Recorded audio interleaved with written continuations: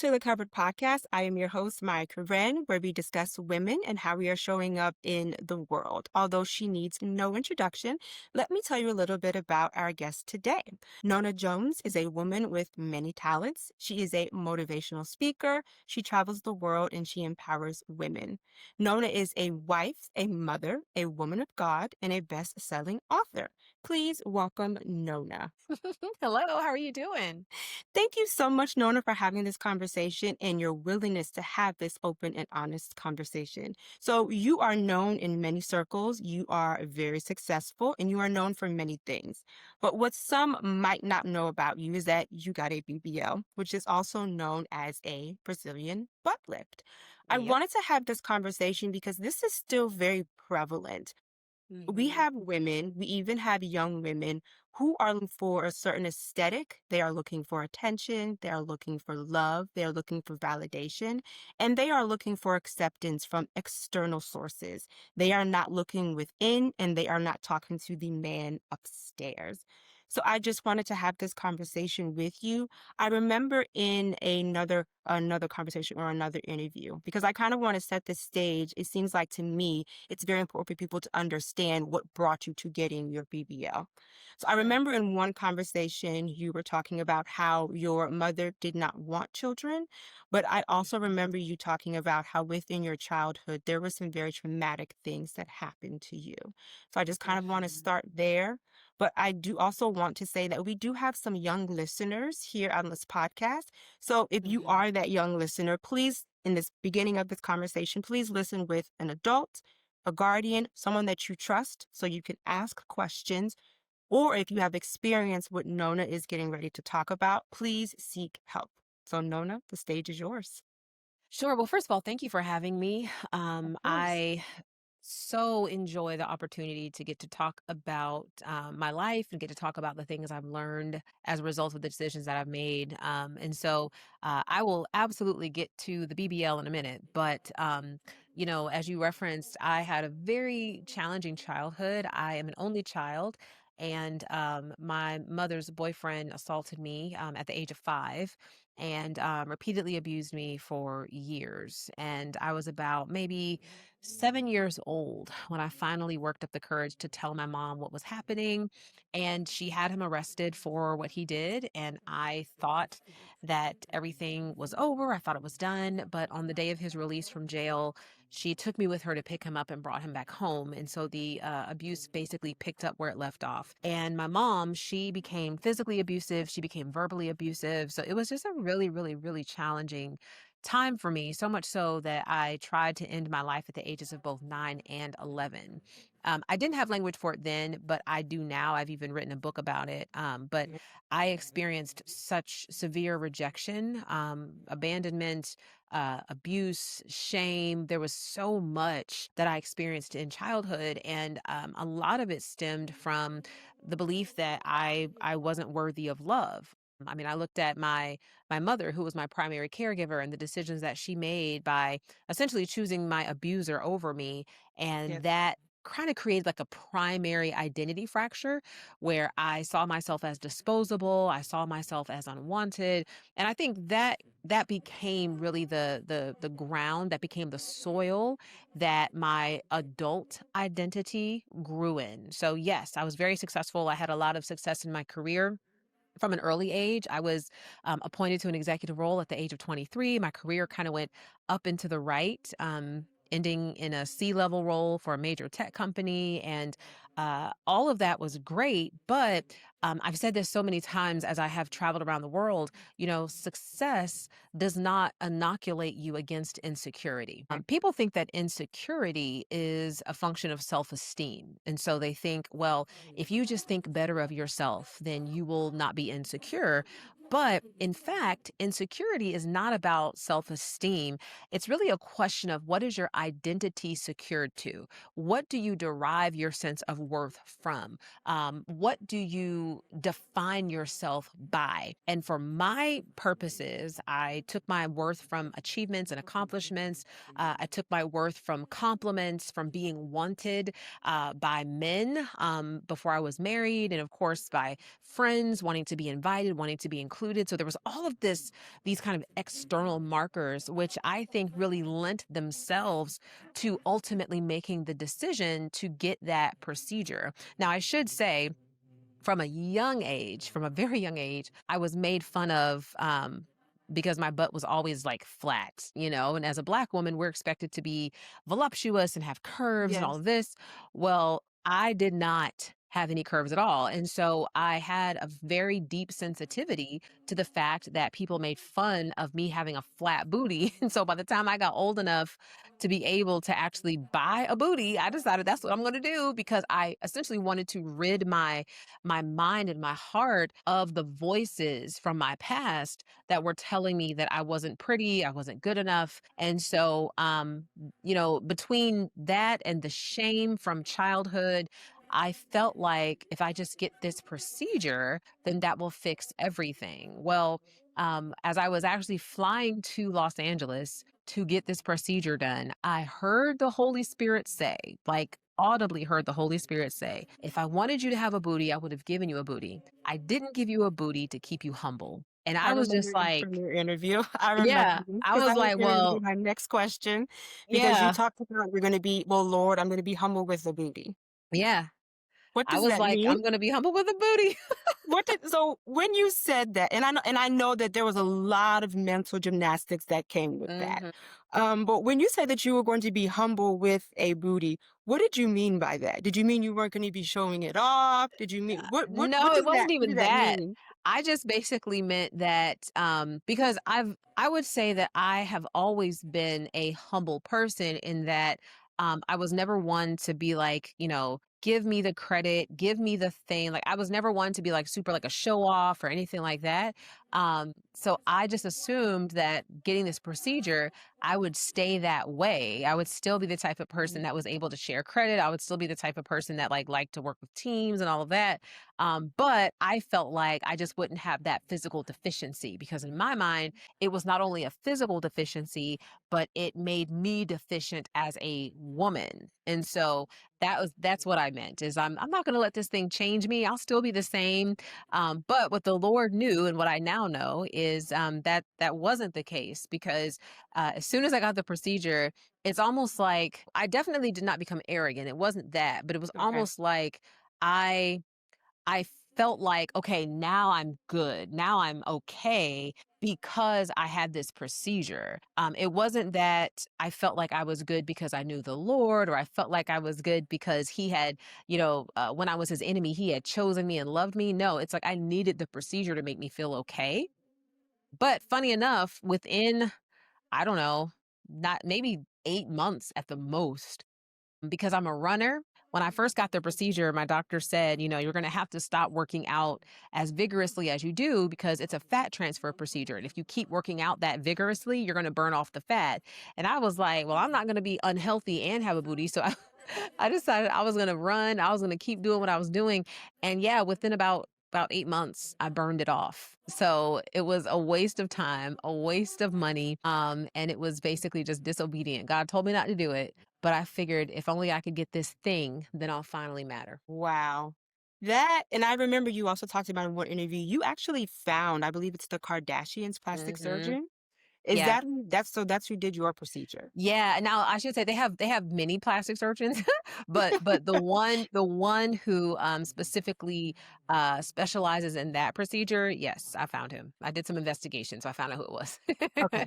So you're on the plane Mhm, and you already told the Lord that you were going to be humble with the booty. mhm, At this point, because we now know that the BBL, aka the Brazilian butt lifts, is actually one of the most dangerous surgeries that you can mhm. get.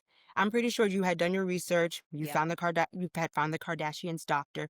At this point, when you were sitting on the plane, did you actually know anyone that had any complications with the procedure, or you just you didn't care? Well, I didn't so here's the thing, like, I didn't know anyone who had had the procedure at all. Like, it Okay. was basically just me kind of, seeing on Instagram, like people who had this procedure. Like that's basically where I saw it from. I had never heard of it in real life.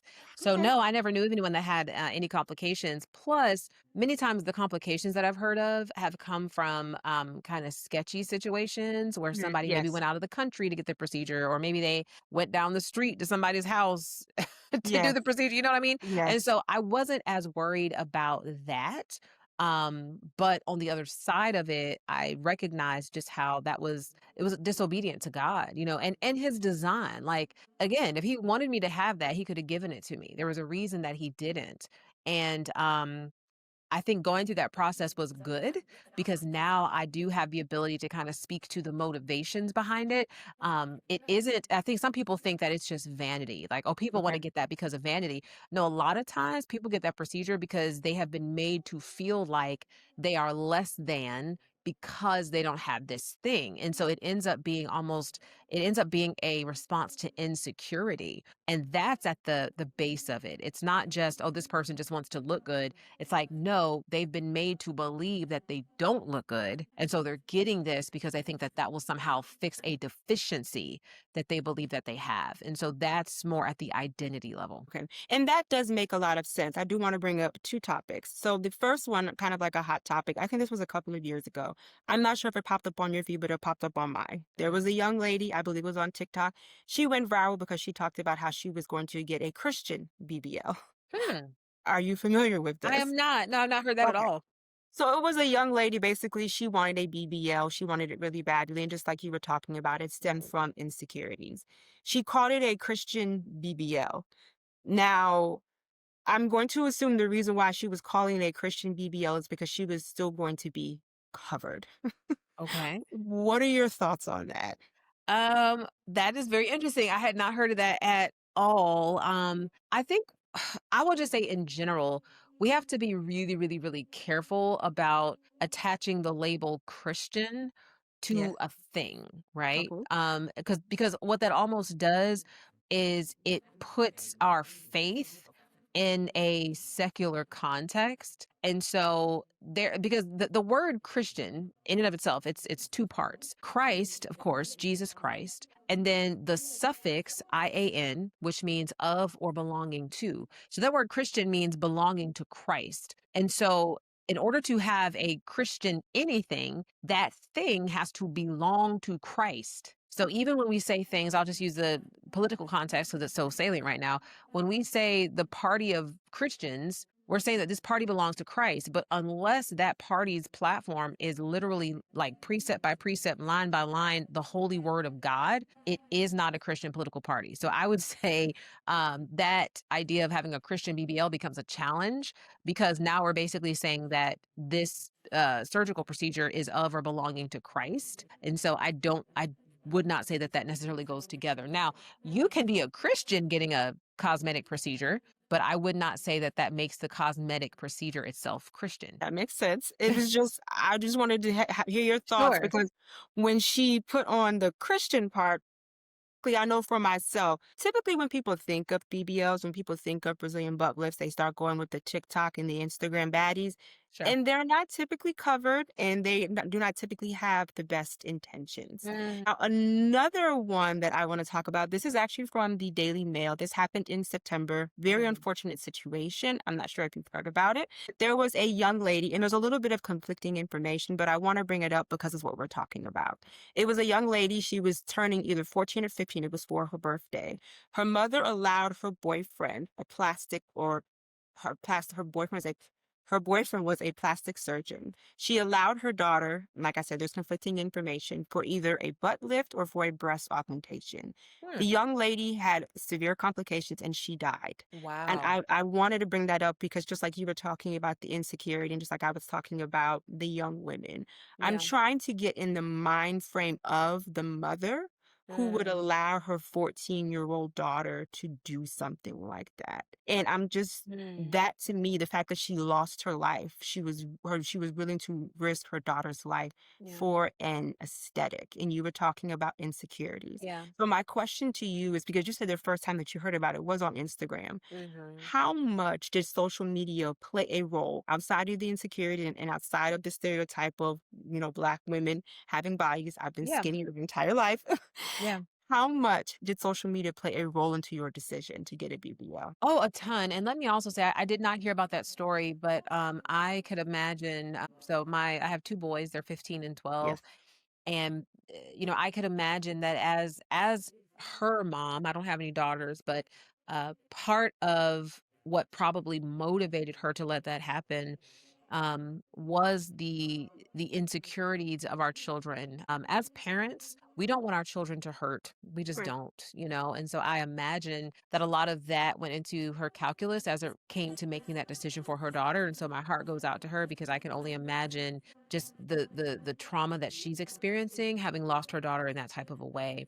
I definitely think social media is a huge culprit for what I have called the crisis of insecurity Yes. in society. There was a time I was talking to somebody earlier today. I was like, there was a time where when we got out of school, and it was summer break, we didn't know what anybody else was doing. Like we didn't know until we went back to school, and then we Yes. found out that a couple of our friends, maybe went out of town or they stayed home or whatever. Like we didn't know. But now there is this sense that everybody is living the most amazing life at all times. Like everybody is taking these amazing trips. They're meeting these incredible people. They're getting these new homes and cars. And oh my gosh, they're losing all this weight. And they're just like, you can get to a place where you go on social media and you just feel like you and your life sucks.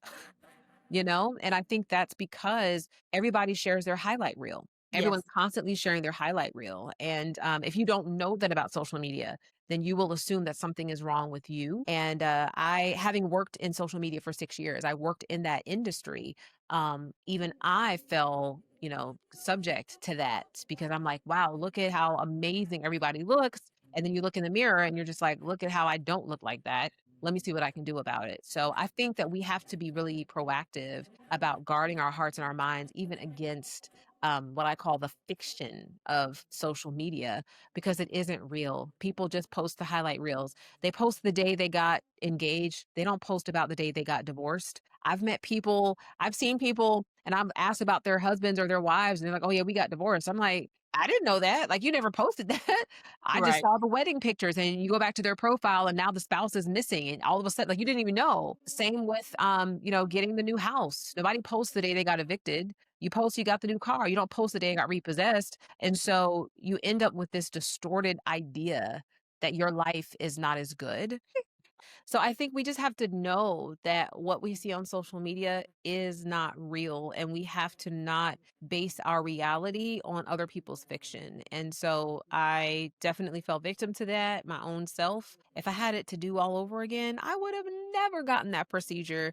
But I did not have the strength of identity that I have now then. And so I don't judge myself for it because I Mhm. made the decision that I thought was right for me. And I also look at other people who make that decision. I don't judge them either because I know what that's like to look at yourself and think, if only I get this thing, then I'll matter. Some people have, I call it the career equivalent of a BBL.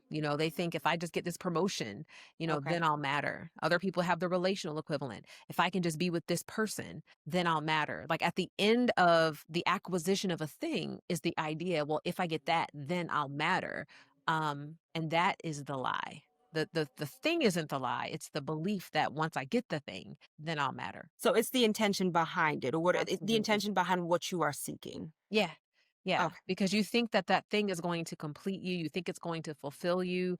And the only thing that will complete you, the only thing that will fill you is the relationship that you have with the Lord. That's basically it. At the end of the day, there is nothing that sustains apart from, and that's why he even tells us, he says, seek ye first the kingdom of God and all his righteousness, and all these things will be added to you.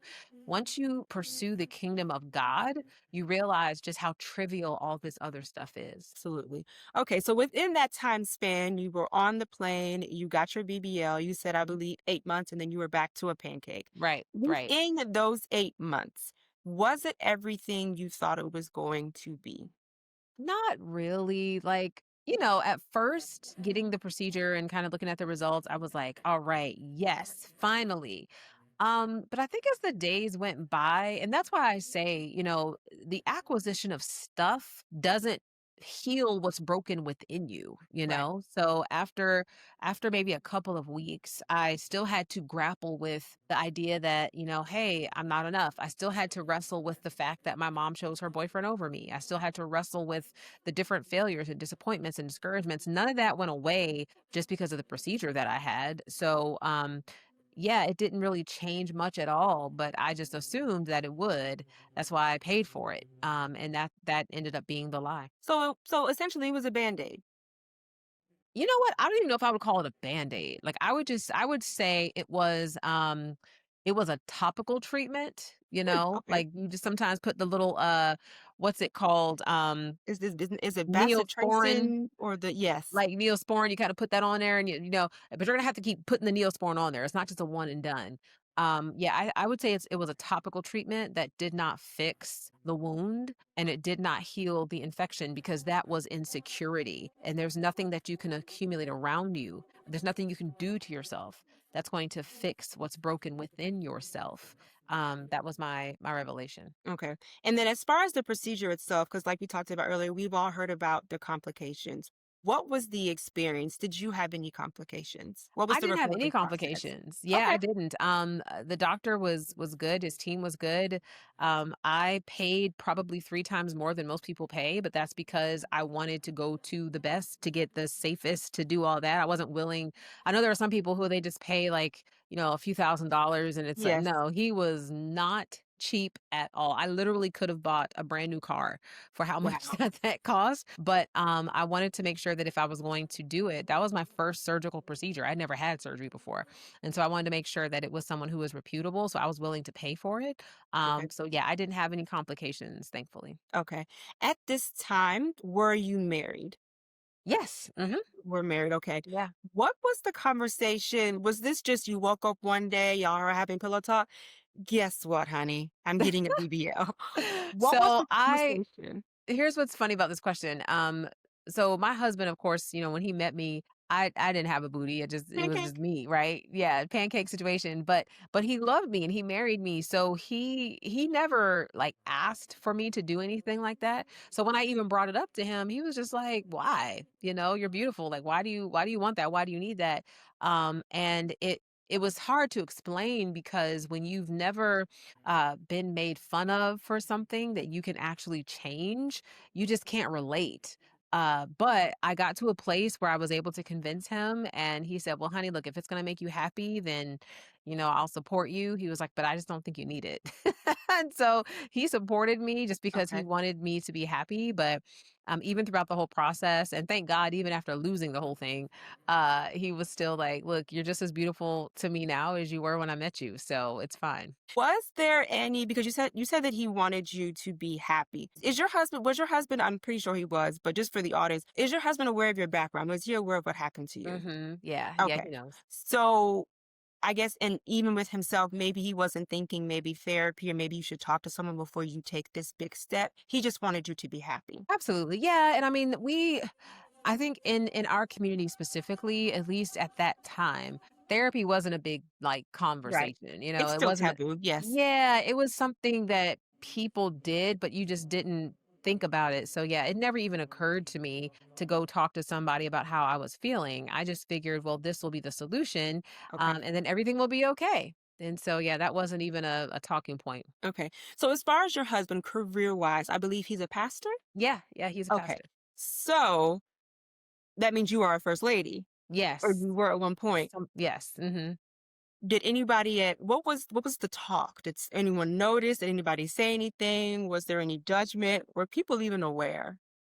So there were a few people who were aware, Okay. but not like it wasn't like a big widespread thing. I shared it with like a couple of people, but I Okay. also didn't get like a big bubble butt where people would be like, "Whoa, she went from flat to huge." It wasn't that. I did more of like a subtle change. I just wanted to like Okay. add a little something to me. So, I also dressed relatively conservatively, so people didn't really notice. So there wasn't really talk like that. But I did tell a few people that I was getting it done, and I told them why. Hey, I've basically lived my life dealing with being called names because of my flat booty, and now I have the ability to change that. So I want to do it, and so people supported me.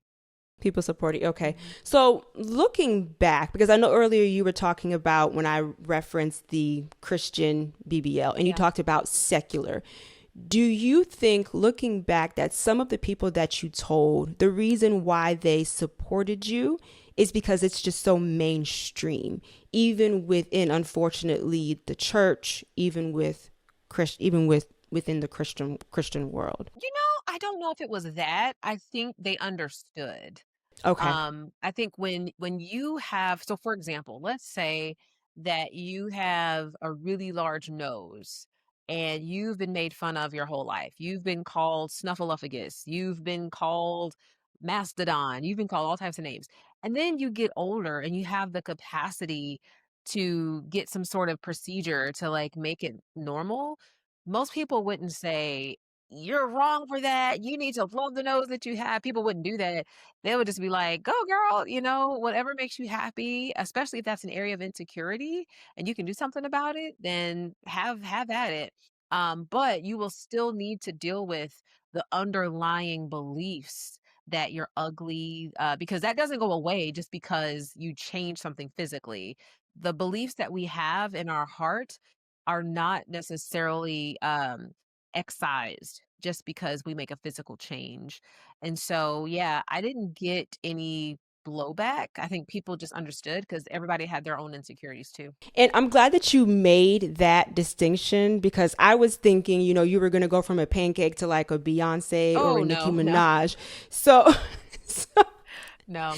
Like even now that it's gone, my husband tells me he doesn't really notice a difference. And I totally notice the difference. But he says he doesn't really notice the difference because it wasn't super drastic. it wasn't super drastic. No. Okay. Okay. I'm glad that you said that because, like I said, I was just having this image of going from a pancake to all of a No, sudden like Nicki Minaj, and I not at can't think of all. the other one's name. Now, when it comes to this time when you have your BBL, and you just say that you were a first lady, a lot of times within our community, especially if someone has a procedure, whether it's a breast augmentation, a BBL, or they lose weight, they have this new body and they kind of want to show it off. Did you find that your dressing got maybe a little bit more revealing or suggestive, or you were wanting to wear a different type of clothing?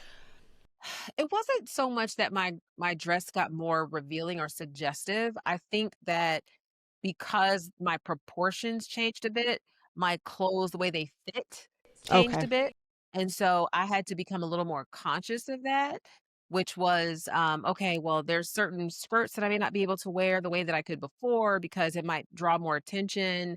And I just became a little bit more intentional about what I wore and how I wore it. You talked about being humbled with a booty. You talked Mhm. about you had it for 8 months, but in your book, you talked about rejection Oh, yeah. and how the rejection with the BBL.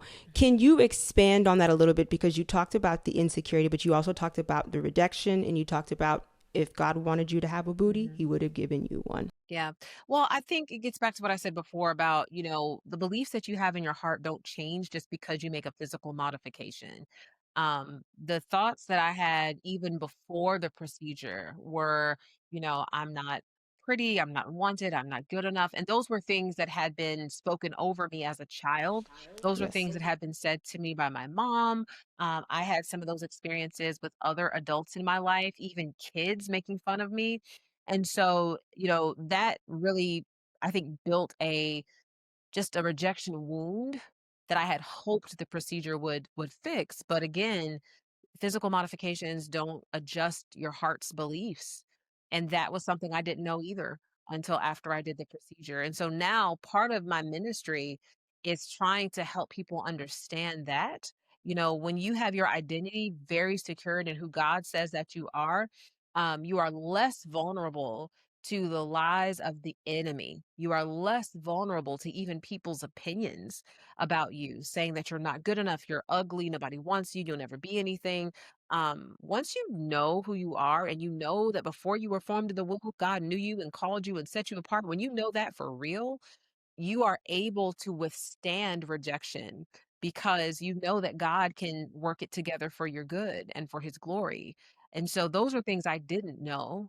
Those are things I know now, but I didn't know them then. Had I known them then, I would have absolutely made different choices because, again, I was trying to fix a heart wound with a physical modification because I didn't know that those things weren't correlated. Far as the, I guess you could say the head, the light bulb that went off on your head when you said that this is not right. Did it take for you to actually lose the booty or being humble with a booty? Or was there actually something that happened that led you to say, this is not right? I'm not really sure why I did this. No, it was probably after I lost it because during that time, it's like I said, I for the first couple of weeks, like, I felt really good. I was like, "All right, fine," I'm my clothes fit better, like, things look better, um, but I still had to deal with all of the residue from the past rejection and the past pain and the name calling, and I still had to deal with that. That didn't go away just because my clothes fit better, and so I think within the first couple of weeks, maybe the first month, that's when I had the realization that, "Oh, this didn't actually fix anything." So by the time it was gone, I had already come to that realization, and so I knew that I had to do deeper work, and that's what I started to do. Okay. And the deeper work, I know that you were talking to the Lord, but did you also have to go to therapy? So I had not done therapy at that point. I started writing my book, Killing Comparison, shortly after that because I reflected on the fact that really the reason why I even got that procedure is because I was comparing myself to other people and I wanted to measure up in their eyes, even though I was already very successful. Yes. I already had the dream home, I had the great kids and the marriage, and like I And the had the husband. things. Yes, you had everything. Yes. Yeah, but I felt like I was lacking in this one area because, as we said earlier, I'm looking on social media at these women who have these amazing bodies, and I'm just like, wow, that's not me.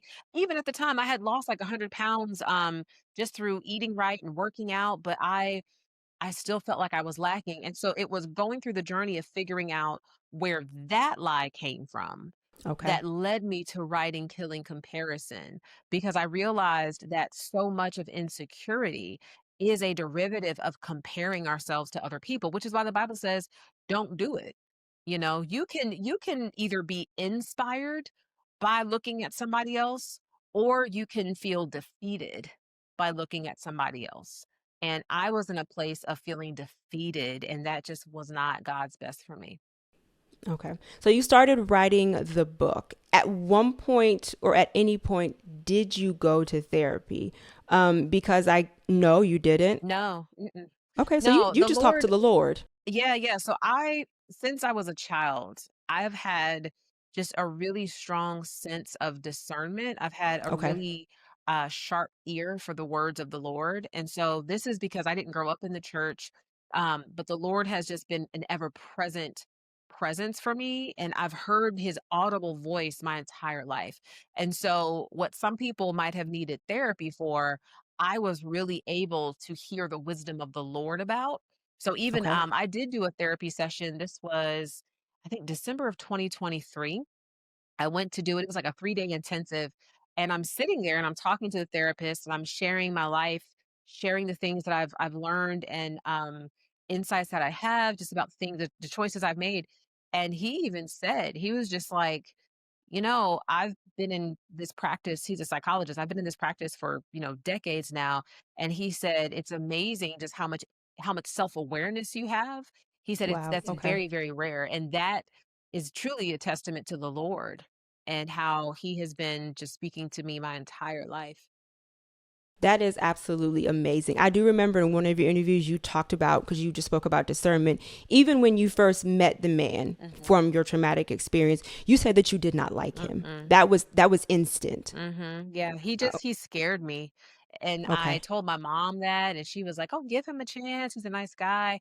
But I just knew something was wrong with him. You And knew so that's something was something that wrong. has been with me my entire life is just, and I will tell you, it's both a blessing and a challenge because I find myself knowing things that I don't even wanna know.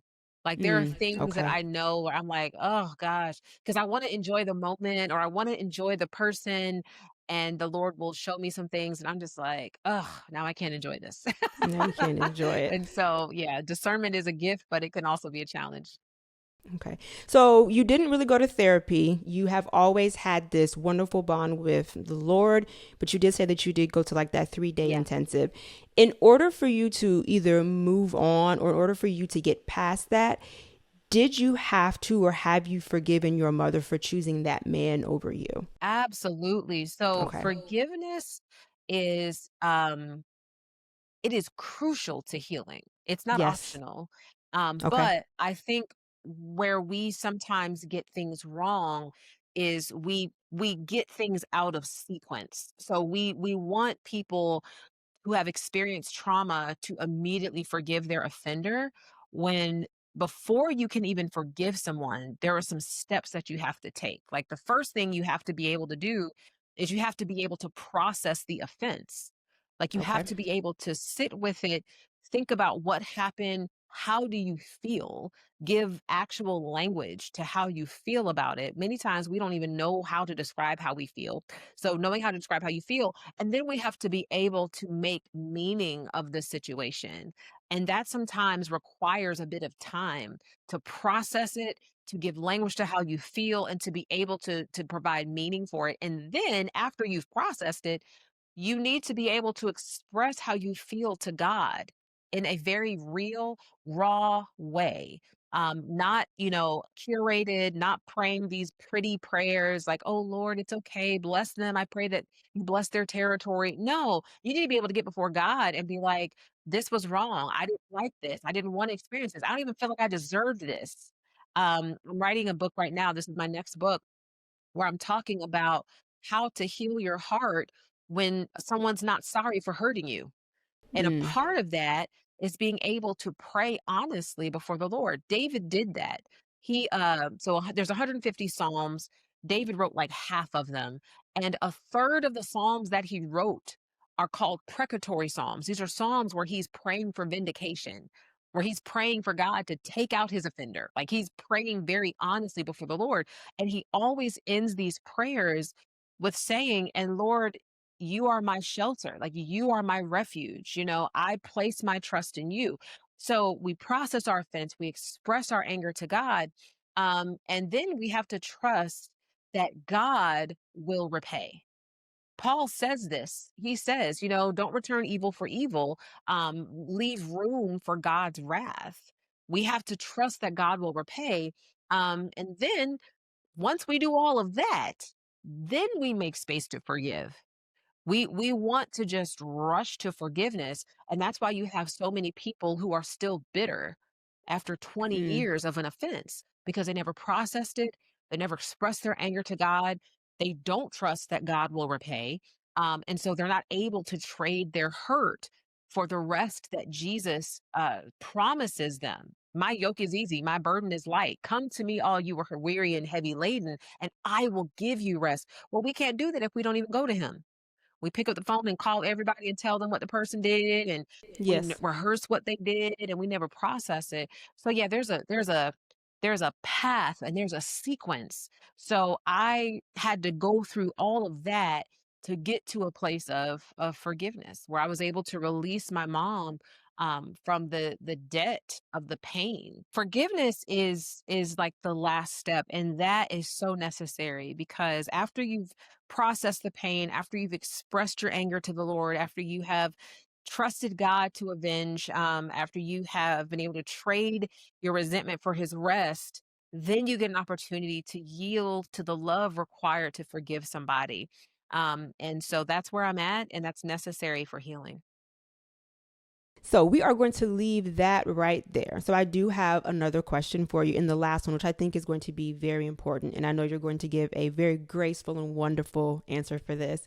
There is a woman or a young woman, or even if you had a daughter, they are sitting at home because I know you have two sons, but they are sitting at home right now contemplating. They're teeter tottering. They're in the door, out the door. They have one pinky toe in, one pinky toe out, thinking about getting some type of procedure, whether it's a breast augmentation, whether it's a BBL. What is your advice to them? Mm. Well, I would say this. You have to really ask yourself, what problem do I believe this is going to solve? Okay. If it's a physical problem, like a literal physical problem, then, getting a physical solution makes sense because you're fixing a physical problem. However, if it's a heart problem, if it's an identity problem, if you feel like on the other side of this, I will matter, I will have worth, I would strongly ask you to just reconsider because you will have spent a whole lot of money. You will have spent a whole lot of time recovering, and on the other side of it, you will still have the same issues because, again, you just can't fix heart problems with physical uh, physical tools. And so, yeah, think about it and just consider what's driving you, what's motivating you. Um, because you don't want to get on the other side of this costly procedure and realize that the problem is still there. Would you suggest that that person take a break from social media? Because I'm going to assume that they've been looking at tons of those types of that type of content. Listen, I suggest people take a break from social media, whether you want a BBL or not.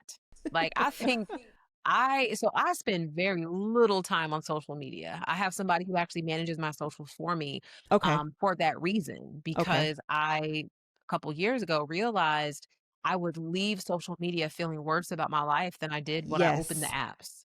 And Yes. so, that is a sign that it's affecting your heart. I regularly recommend that people either A take a detox. break or a sabbatical from social media, delete your apps, and just live the life in front of you. I used to post, every time I traveled somewhere, I would post, pictures of my food. I would just constantly be posting about my life. Now, you might see 1% of my life because I just don't feel like I have pictures I've taken that I've not posted. I just don't feel like posting them. I've gotten to that place where it's like I don't need people to like my food choices. I don't need people to be impressed by where I'm at or what I'm doing. I just want to live in the moment Yes, and enjoy the absolutely. moment that I'm in. And so, Absolutely. yeah, take a break and live the life that you're in without thinking about other people being able to experience it with you. Do you think that if social media, because you talked about the rejection, you talked about the insecurities, and you said earlier that social media played a heavy role in your decision. Let's say social media did not exist. Mhm. Do you think you still would have gone through with it? Oh, probably not. I mean, Okay. before So social media, it especially was before it really became a that. thing, Okay. I did not think about a BBL. I didn't know about a BBL. I had no reason. Like, I just was like, this is who I am and this is what I have, or I should say what I don't have. And I was fine with it. It was after seeing all of that that I was Okay. just like, oh, well, maybe I should do this because this will fix that. And it didn't. So yeah, I don't think I would have because I just wasn't even thinking about it before then. Okay, so that was a very strong pull then. The Yeah, social media was a strong pull. absolutely. Okay. All right. So we are coming to the end of our conversation.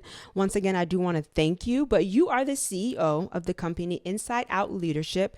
Please tell the audience what it is, where they can find you, and if yourself or your company have anything coming up. Sure. So Inside Out Leadership is designed to to create communities for high capacity women. So these are women who either are in leadership roles in the ministry or in marketplace, or women who aspire to lead in the ministry or in the marketplace. And what we do is we create environments, programs, and events that are designed to help women heal from the inside out, because there's no amount of success that you can achieve that will fill the emptiness within you if you are still carrying trauma, and if you are still carrying resentment, and you are carrying unbridled ambition that's typically driven by insecurity. And so we get to the heart of the matter. And we have a retreat coming up in 2026. You can actually register for it now. Registration is open, but it's going to be right outside of LA. And we only bring together about 150 women. We have some incredible speakers. It's 4 days and 3 nights. Lodging is included in the registration. But myself, I'll be speaking. We have Christine Kane, who's amazing. Dr. Caroline Leaf, she's a best-selling author, neuroscientist. Cent Marshall, the former CEO of the Dallas Mavericks. And it's just a great, great environment. If you're looking to connect with other women who are leading and loving the Lord, it's a place to unplug and get healed. I have that. I have another program called Ascend. I'm not currently accepting applications for it, but it is a very deep kind of discipleship intensive that I'm doing over the course of next year with a group of about 10 women. And yeah, I'm speaking and writing books and all the things. So life is busy and life is good. And that's what I was getting ready to say. Are you still on tour? Well, so I haven't done a tour yet, but I might as well Okay. be on tour because I'm somewhere new every week. It feels that way. Okay. So, like I said before, Nona, thank you so much. I love your story. I know that your story is inspiring. Excuse me. All of your information will be down below. So will your company. If there is nothing else, I'm going to say thank you to you.